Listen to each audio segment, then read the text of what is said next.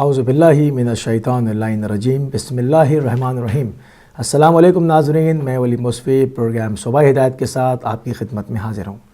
آج 22 شعبان ہے، 10 جون ہے اور بدھ کا روز ہے۔ میں پروردگار کی بارگاہ میں دعا گو بھی ہوں اور پر امید بھی ہوں کہ آپ پوری دنیا میں جہاں کہیں بھی ہوں گے صدقے میں محمد والے محمد کے خیر و عافیت سے ہوں گے۔ ناظرین، جیسا کہ آپ کو علم ہے کہ ہماری پروگرام میں صبح کا آغاز جو ہے وہ ایک دعا سے اور اس کے بعد ہدیہ عقیدت سے ہوتا ہے، تو چلیں گے پہلے دعا کی طرف۔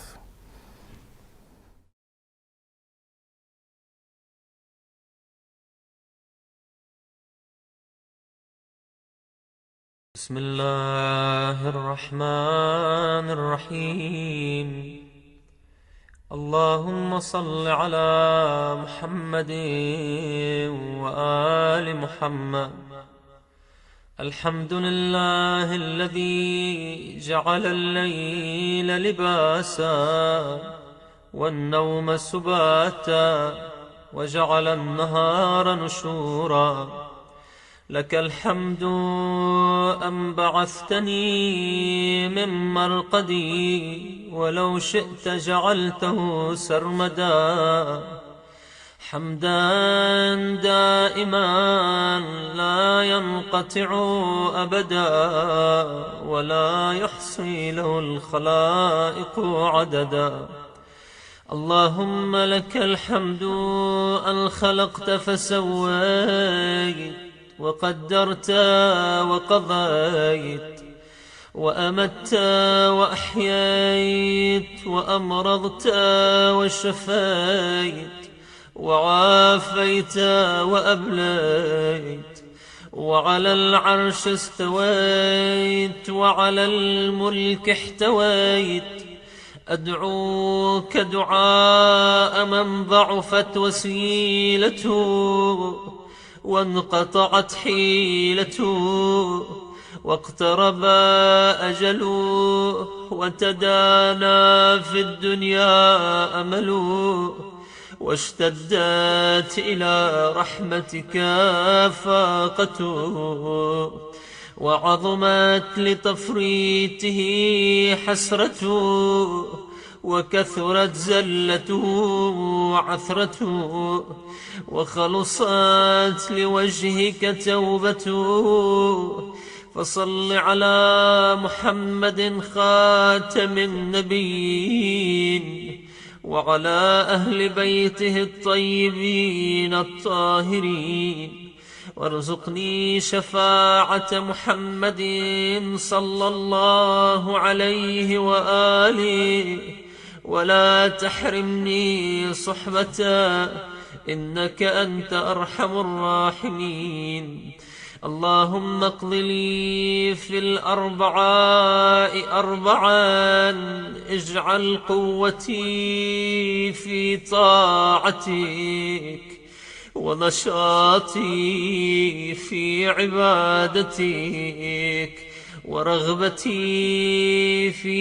ثوابك وزهدي فيما يوجب لي أليم عقابك، إنك لطيف لما تشاء برحمتك يا أرحم الراحمين، وصلى الله على سيدنا محمد وآله الطاهرين۔ معجزہ ایک یہ بھی ہوگا آپ کے آنے کے بعد، معجزہ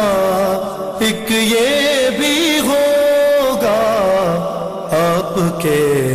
آنے کے بعد، معجزہ ایک یہ بھی ہوگا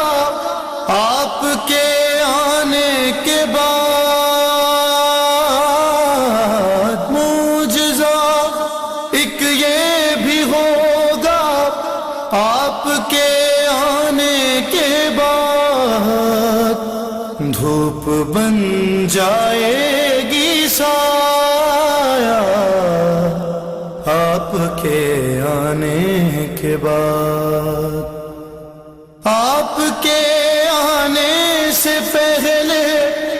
موت ہے یہ زندگی آپ کے آنے سے پہلے،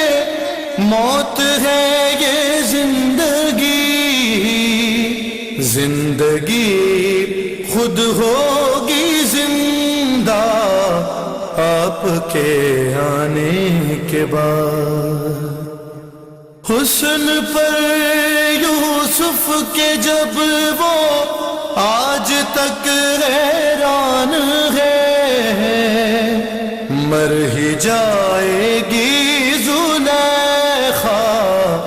آپ کے آنے کے بعد۔ خود ہی ہو جاؤں گا حاضر آپ کے دربار میں، خود ہی ہو جاؤں گا حاضر آپ کے دربار میں، میں نہ لوں گا استخارہ آپ کے آنے کے بعد۔ کون روکے گا بھلا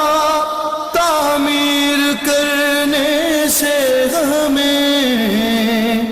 فاطمہ زہرا کا روضہ آپ کے آنے کے بعد۔ کتنی باتیں مدح حیدر کی ابھی سینے میں ہیں، کتنی باتیں مدح حیدر کی ابھی سینے میں ہیں، میں جنہیں ظاہر کروں گا آپ کے آنے کے بعد۔ ہم تو کیا ہیں آپ کے دشمن سے خود لے گی زمین، آپ کے جانے کا بدلہ آپ کے آنے کے بعد۔ وہ نمازی، وہ نصیری اور وہ ہے ماتمی، وہ نمازی، وہ نصیری اور وہ ہے ماتمی، ختم ہوگا بس یہ جھگڑا آپ کے آنے کے بعد۔ کہہ رہے ہیں جو تماشا ماتم شبیر کو، کہہ رہے ہیں جو تماشا ماتم شبیر کو، خود بنیں گے وہ تماشا آپ کے آنے کے بعد۔ آپ کا درباری شاعر سب تکلم کو کہیں، کاش مل جائے یہ رتبہ آپ کے آنے کے بعد، آپ کے آنے کے بعد۔ امید ہے کہ آپ کو ہمارا ہدیہ عقیدت کا سیگمنٹ آج بھی پسند آیا ہوگا، اور آپ کی خدمت میں آج ہم نے یہ پیش کیا، اور اب ہماری اگلے سیگمنٹ کی باری ہوتی ہے جو کہ ہدایت کی بات ہوتی ہے، اور ہدایت کی بات ہمارے پاس ہمیشہ لے کر آتے ہیں علی بھائی، تو چلتے ہیں علی بھائی کی طرف۔ شکریہ۔ بسم اللہ الرحمن الرحیم۔ ناظرین، ہدایت کی بات سے سٹارٹ کرنے سے پہلے ہم جو ہے وہ نماز کی ٹائمنگ اپڈیٹ کروایا کرتے ہیں، تو نماز کی ٹائمنگ اپڈیٹ کر لیجئے۔ ظہرین ہوگی آج 1 بجے پورے 1 o'clock، اور مغربین ہوگی 9:31 9:31 پہ، اور کل فجر انشاءاللہ انجام پائے گی 2:25 2:25 کے اوپر۔ امید ہے کہ آپ نے نماز کی ٹائمنگ اپڈیٹ فرما لی ہوں گی۔ اب شروع کریں گے نبی کریم صلی اللہ علیہ وآلہ وسلم کی ذات گرامی سے۔ آپ فرماتے ہیں کہ ایک رات کا بخار سال بھر کے گناہوں کا کفارہ ہوتا ہے۔ اللہ اکبر۔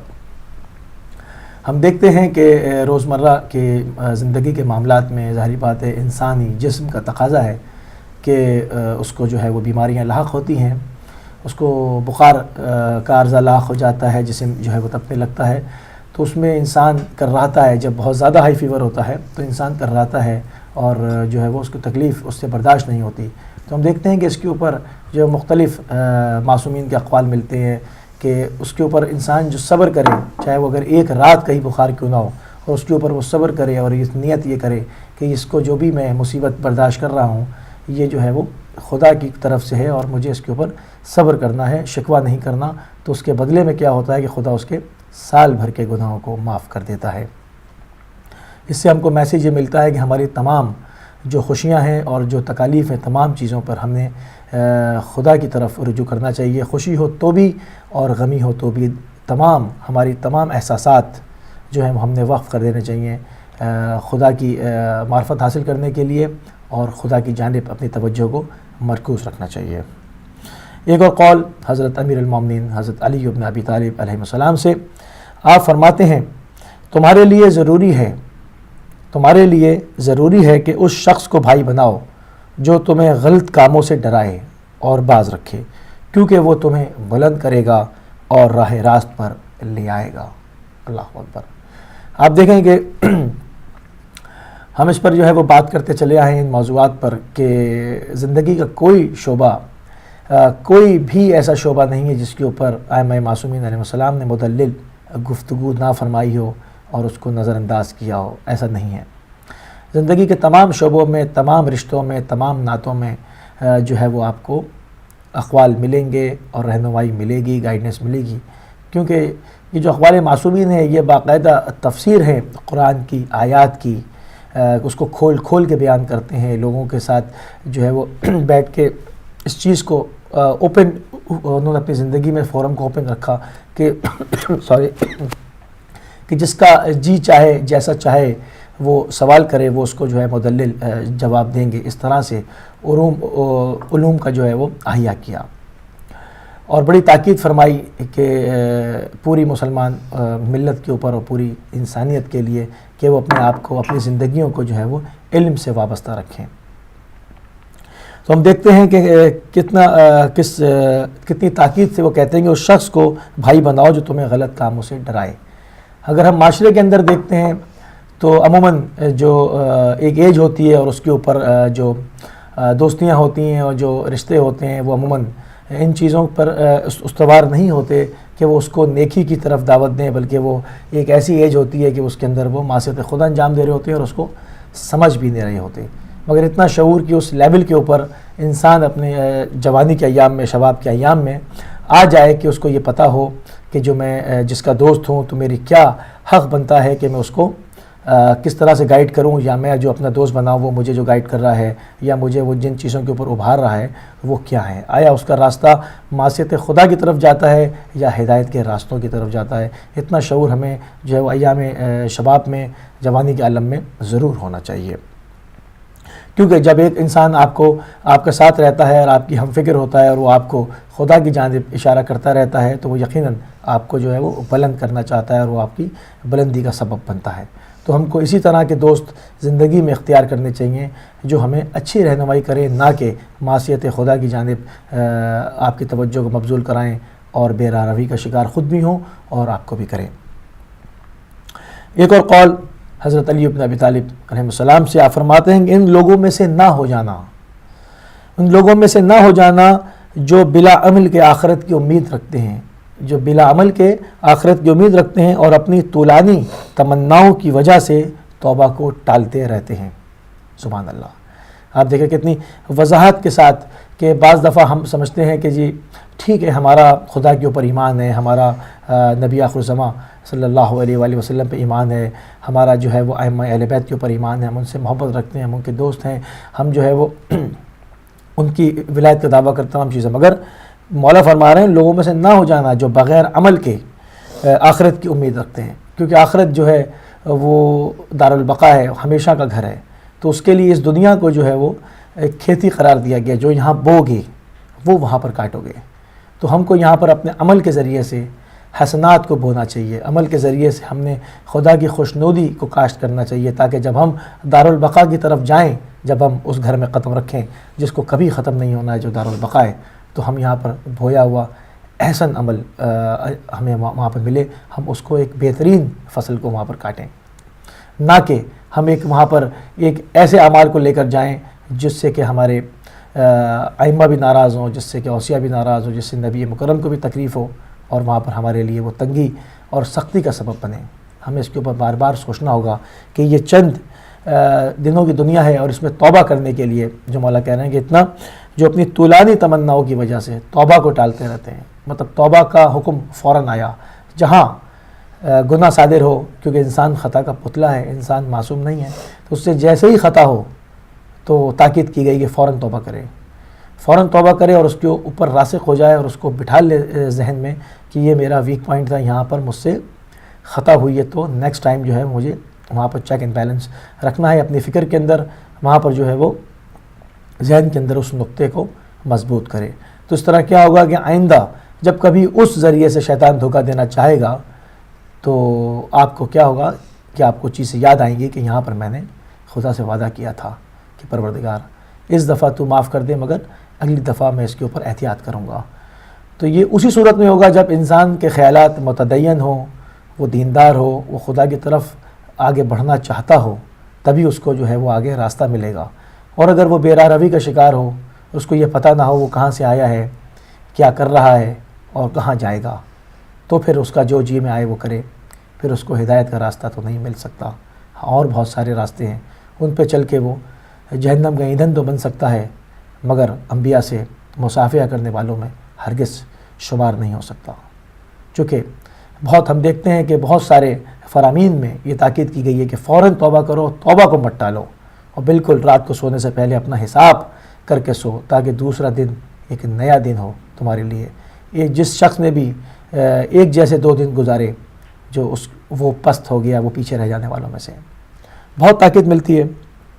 ایک اور قول امام محمد باقر علیہ السلام سے آپ فرماتے ہیں کہ اپنے نفس کے خلاف اسی طرح جہاد کرو جس طرح کہ تم دشمن کے خلاف جہاد کرتے ہو۔ اللہ اکبر۔ آپ دیکھیں کہ نبی کریم صلی اللہ علیہ وآلہ وسلم کو قرآن میں باقاعدہ اس کو وضاحت کے ساتھ بیان کیا گیا کہ ہم نے آپ کو تزکیے کے لیے مابعوث کیا، لوگوں کا تزکیہ نفس زندگی بھر آپ نے کرایا، رحمت العالمین بن کے جو ہے وہ اس دنیا میں تشریف لائے، نفس کے خلاف جہاد بھی لوگوں کو آمادہ کیا۔ یہ نفس وہ شیطان ہے کہ اس کے ہوتے ہوئے انسان کو کسی دشمن کی ضرورت نہیں ہے۔ اگر انسان کا نفس اس کے قابو میں نہیں ہے اور وہ اس سے گناہ کروائے چلا جا رہا ہے، تو بھلا پھر اس کو اس کے ہوتے ہوئے کسی اور دشمن کی کیا حاجت ہو سکتی ہے کہ وہ سب سے بڑا دشمن خود اپنے قلب میں لے کے بیٹھا ہوا ہے۔ تو اسی طرف امام محمد باقر علیہ السلام اشارہ فرماتے ہیں کہ اپنے نفس کے ساتھ اس طرح سے جہاد کرو جس طرح تم دشمن کے خلاف جہاد کرتے ہو۔ جہاد کرنے میں ناظرین سیکریفائس کرنا ہوتا ہے، اپنی خواہشوں کو مارنا ہوتا ہے، ان چیزوں کو بلکہ اپنے ہدف کو نظر میں رکھنا ہوتا ہے، اپنی خواہشوں کو سے تہ دامن کرنا ہوتا ہے۔ تو ہم اسی راستے کے اوپر چل کر نفس کو تسخیر کر سکتے ہیں، اس کو آمادہ کر سکتے ہیں کہ تم نے جو ہے وہ اس راستے پر چلنا ہے جو راستہ محمد آل محمد کا متعین کیا ہوا ہے۔ ایک آخری قول جو کہ امام محمد باقر علیہ السلام کا ہے، آپ فرماتے ہیں مجھے اس بات کی پرواہ نہیں کہ فقیر بن کر صبح کروں یا مریض بن کر یا امیر بن کر، کیونکہ خدا تعالیٰ فرماتا ہے کہ میں مومن کے ساتھ وہی کچھ کرتا ہوں جو اس کے لیے بہتر ہوتا ہے۔ اللہ اکبر۔ اس سے بڑھ کے خدا پہ توکل کا اور کیا درس ہوگا؟ اس سے بڑھ کے خدا کی توحید کو اور کس طرح سے لوگوں کو سمجھایا جائے کہ ہم جو کہ دنیا کے پیچھے بھاگ رہے ہیں، اس میں ایک دوسرے کو دغا دیتے ہیں، اس میں ایک دوسرے کے پیچھے لگے ہوئے ہیں، صرف 4 دن کی زندگی کے میں جو ہے وہ دولت کے انبار لگانا چاہتے ہیں، آسائشوں میں اپنے کو گھیر لینا چاہتے ہیں، مگر یہ زندگی جو کہ کسی کے بھی علم میں نہیں ہے کہ کس کی زندگی کس وقت ختم ہو جائے۔ تو مولا اسی لیے فرماتے ہیں کہ مجھے اس بات کی بالکل پرواہ نہیں کہ فقیر بن کے صبح کروں یا مریض بن کر یا امیر بن کے، کیونکہ خدا تعالیٰ فرماتا ہے کہ میں مومن کے ساتھ وہی کچھ کرتا ہوں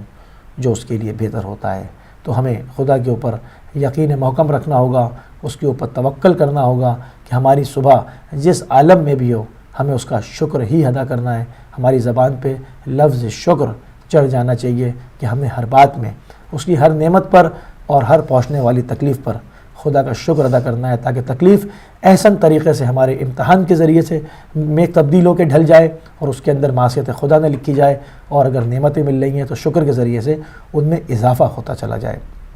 تو پروردگار کی بارگاہ میں دعا گو ہوں کہ ان اقوال معصومین پر جو ہم سب کو عمل پیرا ہونے کی توفیق عنایت فرمائے، تاکہ ہماری زندگیوں میں اور پورے معاشرے میں ایک بہترین تبدیلی ایجاد ہو سکے۔ چلوں گا سسٹر سحر کی طرف۔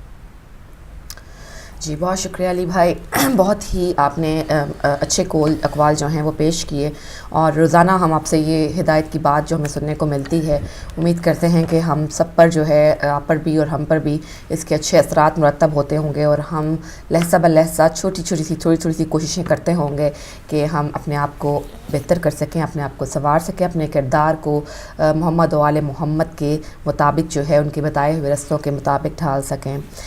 تھوڑی دیر میں ہمیں ایک بریک لینی ہوگی۔ بریک کے بعد جب ہم واپس آئیں گے تو آج چونکہ بدھ کا دن ہے، اور بدھ کے دن آپ کے سامنے میں کوئی ایک ریسیپی لے کر آتی ہوں پکانے کی، اور ویسے بھی اب رمضان آنے والا ہے، اور رمضان میں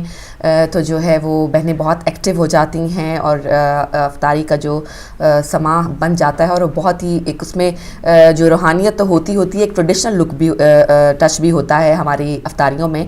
جو کہ چلتا آ رہا ہے ہمیشہ سے۔ سحری اور افطاری، خاص طور پہ افطاری کے موقع پر جو نئے پکوان بنائے جاتے ہیں، اور جو ہے نئی ریسیپیز جو ہیں وہ ایک دوسرے سے شیئر کی جاتی ہیں، تو آج ریسیپی پہ بھی بات کریں گے، اس پر بھی بات کریں گے، اور فی الحال ہم لیں گے ایک چھوٹی سی بریک کے بعد واپس آئیں گے اور پھر آپ سے ملتے ہیں اور اپنا پروگرام کو جاری رکھتے ہیں۔ Let's take a short break.